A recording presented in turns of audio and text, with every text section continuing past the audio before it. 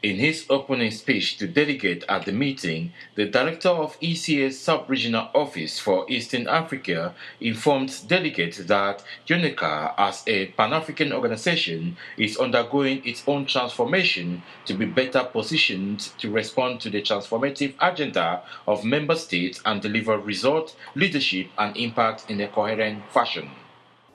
And we also brought to this meeting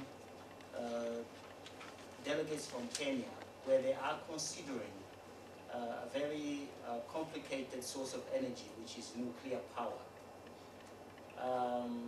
Given the problems with the hydropower and other source of energy, this is a possibility that we should not exclude. But of course, it requires quite a lot of investments in terms of security and otherwise. So those are some of the issues that I thought I should also add to this discussion. During a media briefing, Andrew Moult, a senior economic officer for ECA, who presented a tracking progress report towards high-quality growth and structural transformation in the Eastern African region, discussed with the media some of the findings in his report presented the previous day, especially on the question on inequality within the region. In the report, I think we show you, there was a slide shown yesterday which shows you that of the countries in the region where we have data on inequality, you find that I think it's 9 countries over 0.4 Gini coefficient. That's quite high levels of inequality. And so in the report we also discuss, policy measures there that could be undertaken to perhaps start to actively try to reduce inequality in the region. As the 5 days meeting drew closer to an end, an important part of this meeting was on the question, how can the region ensure regional integration? For example, strengthening the capacity of institutions at the national level to better understand the regional integration process. So the think tanks play an important role in this, the research institutions, so that when countries go and negotiate protocols, treaties, they negotiate from a position of knowledge. They understand what is it that they are signing. So that's part one of the domesticating regional integration. We have to build the necessary capacity to understand regional integration processes. The second part is also the harmonization of laws and regulations and standards and practices, so that you facilitate factor flows between your regional space. Because a failure to that, you can create unnecessary barriers just because, your laws and regulations are different. For example, financial transactions may not occur with the speed that would have been possible because, you have not harmonized your financial rules and regulations.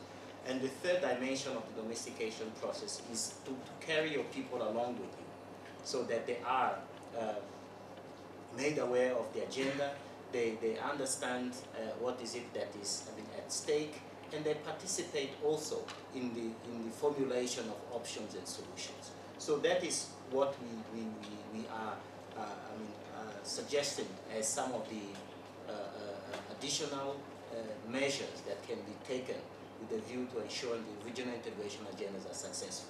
So this is going to be the topic of discussion during the course of this conference. I think what is missing again here is when you look at the budget or allocation of resources, it's kind of like a political issue. It's a negotiation. It's a negotiating framework for resources.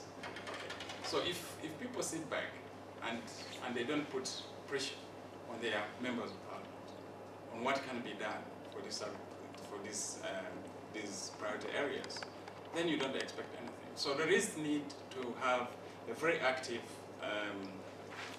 civil society, the private sector, and all other actors in order to address these issues.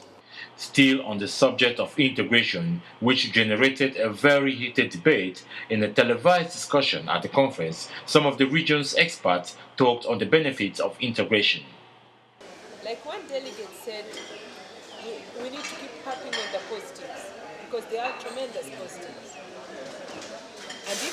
the challenges as well are massive. We should also highlight the challenges, because it's not until you highlight them that you'll address them. But certainly the benefits are more than the disadvantage. And actually that is what is slowing down the political integration side for the East African community. Because one of the partner states has got more fears than others, and because they have got to be seen to be politically correct among the population, they are not really so much in for this political union very fast. But I still go back to the responsibility that is on the different institutions and governments. We need to sensitize the population and bring people on board. So it is possible that it can get stuck at some point. There's a lot of responsibility on the heads of the leaders themselves. During the breakout session at the Trade Flow and Regional Integration session, the moderator raised some crucial points to stimulate critical thinking on the recommendations.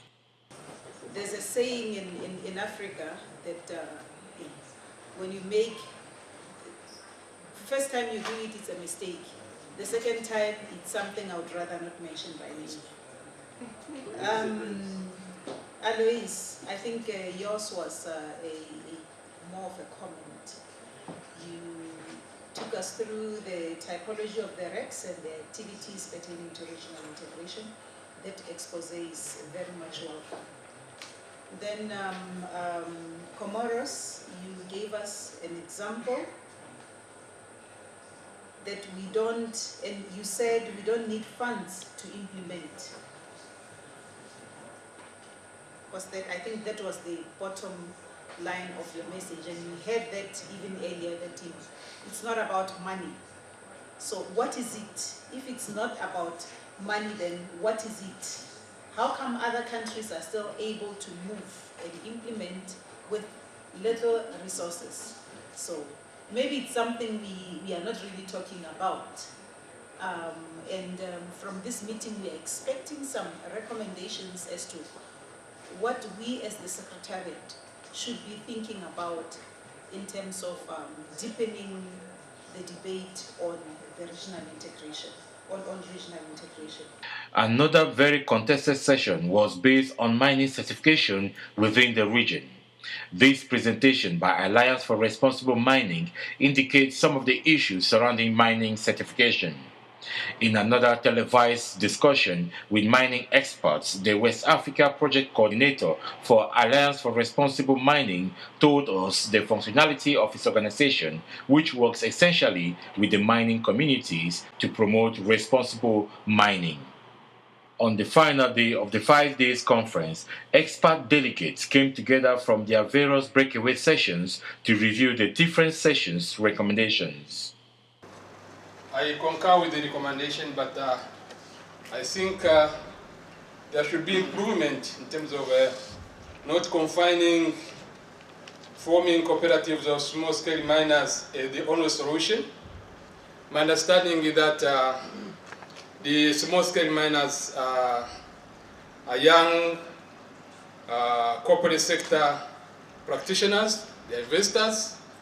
So I think there's a need at national level, but as well as a regional level, in a harmonious manner framework, in which there should be a support also for other forms of ownership in the context of corporate sector, of private sector, so that these for small-scale miners are also viewed as those who are going to grow into large-scale mining.